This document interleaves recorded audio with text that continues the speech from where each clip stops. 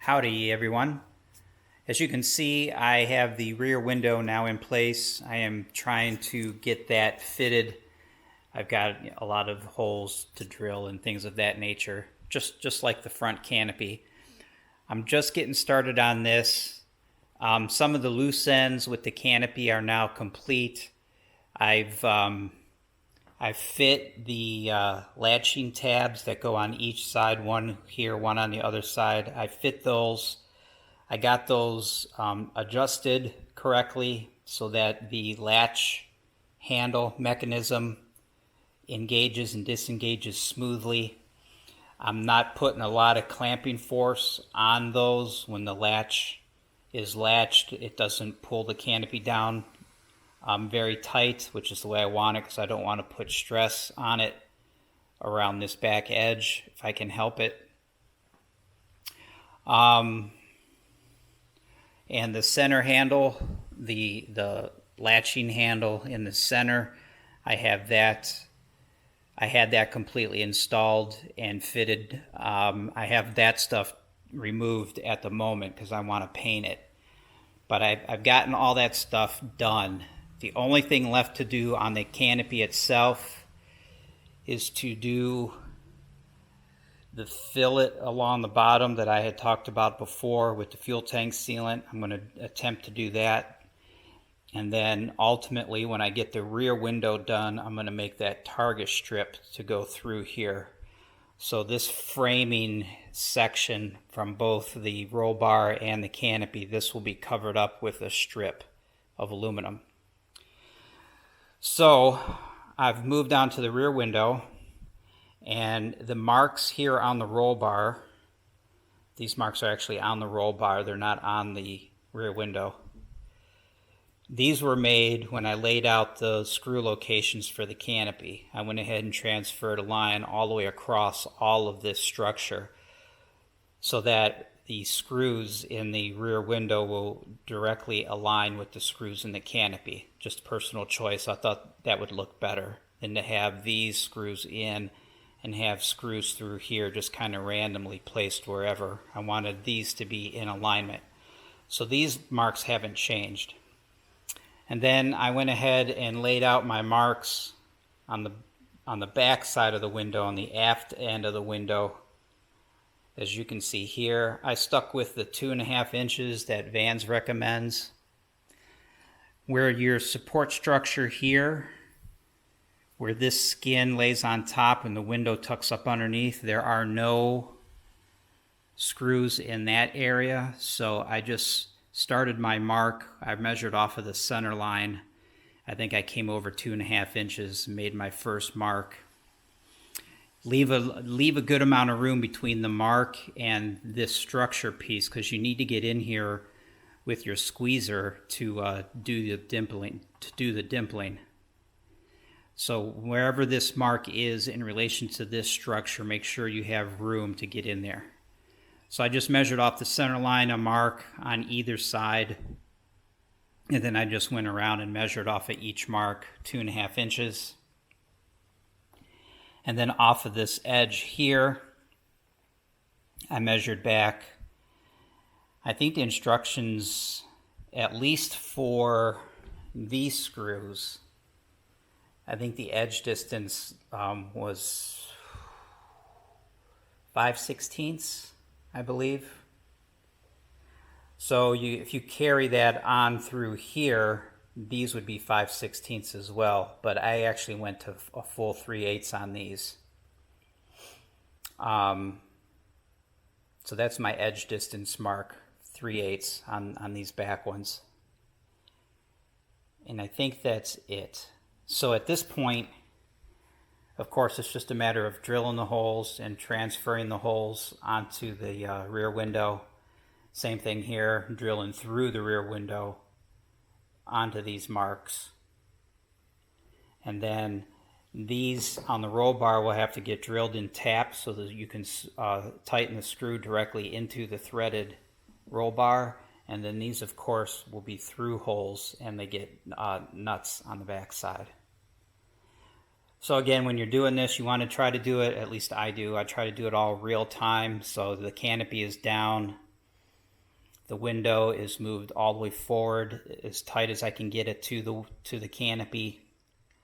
Make sure that your center lines line up, and then you want to check simple things like where the canopy tucks down into here. This L bracket that's in here, you want to make sure you've got the rear window notched to clear that bracket. You don't want it resting up on top of the bracket.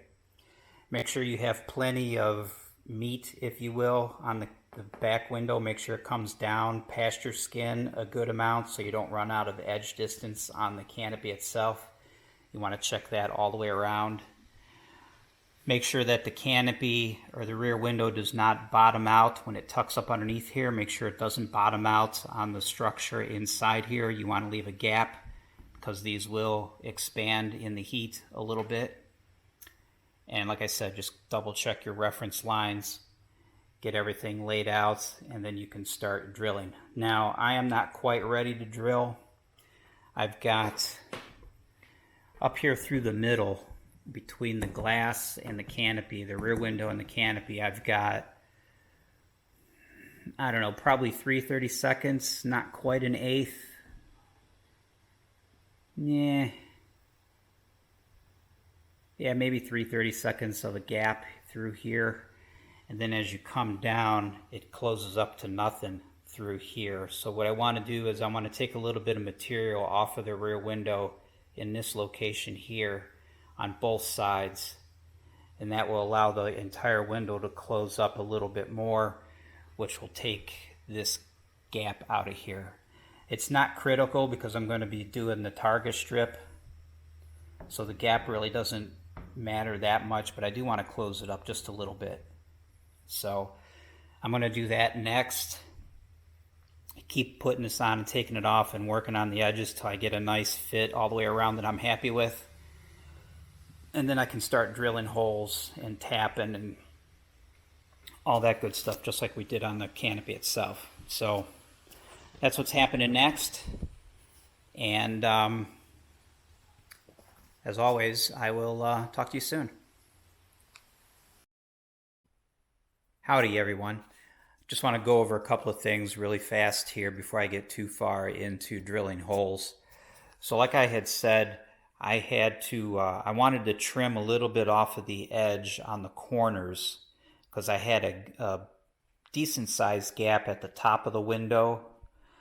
So the way that the window is oriented right now, this is the back, this is the aft side of the window, this is the front side, this is the side that mates with the canopy when it's closed. There's a decent gap along the top and partially around the sides, but down at the ends on both sides it was actually touching the canopy. So I wanted to sand these back a little bit so that I can take the whole window and move it forward to close up the gap on the front. So I did that. The other thing that I had done when I had the window fitted onto the fuselage, I had it in place. I had my center line lined up with the center line on the fuselage itself, and I also had it centered with the line drawn on the roll bar and also in line with the line that is still on the canopy itself. So I had everything aligned. I had it in place. At that point, I went ahead and I traced along this edge here all the way around, and I just traced and left a mark on the canopy along this edge, and you can see that here. You can see the line kind of through here. This is the line that I had traced while it was in place, and I did that just because now that the window is out, I can see how much room I have to work with when I put the screws in.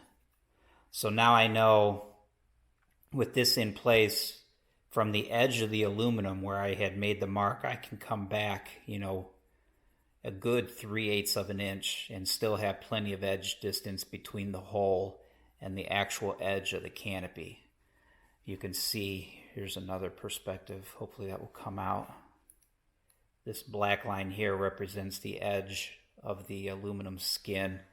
You can see how much meat there is here to deal with edge distance. So I'm good with that. I know I could measure off of the edge of the actual aluminum to get edge distance on the aluminum, and I still have plenty of plexiglass underneath that comes way back into here.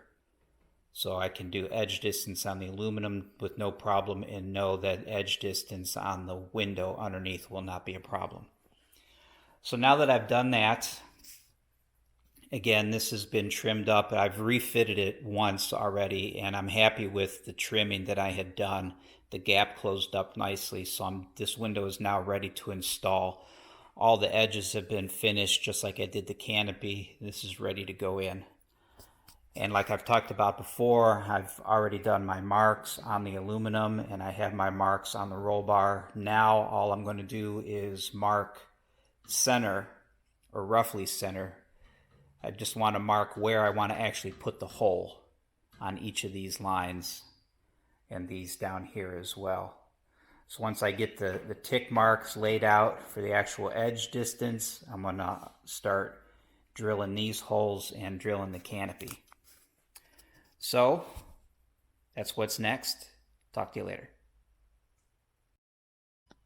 Howdy everyone. A couple more things to think about when you're working through drilling the holes. Remember that the holes that are in the roll bar that hold the rear window in place, these need to be drilled and tapped for a 632 screw. So the drill bit size on this is a 36.